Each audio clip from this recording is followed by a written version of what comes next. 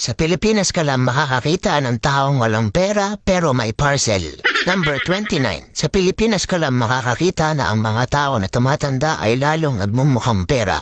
Number 28. Sa Pilipinas ka lang makakakita na friends lang daw pero ang convo ay may good morning at wag papagutom. Number 27. Sa Pilipinas ka lang makakakita ng mga bata nagbibigay ng cake at flowers sa nanay kapag Mother's Day pero kinabukasan ay hindi na mautusan.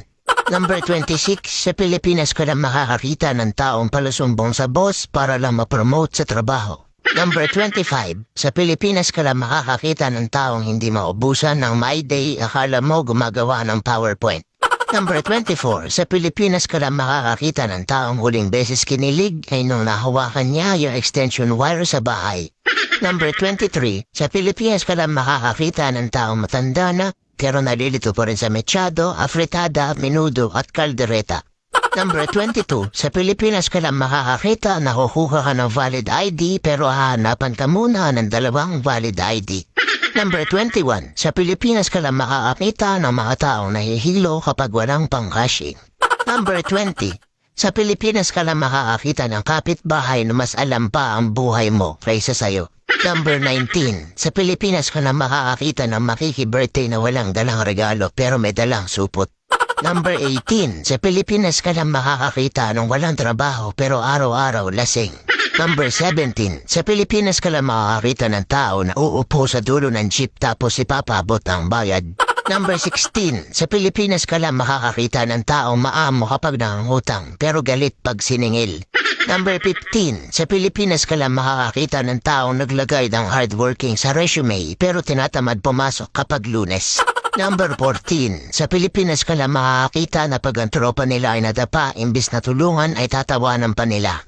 Number 13. Sa Pilipinas ka lang makakakita na ang mga tao ay madalas magpasarin sa social media pero kapag pinatulan mo ay autoblock ka na sa kanya.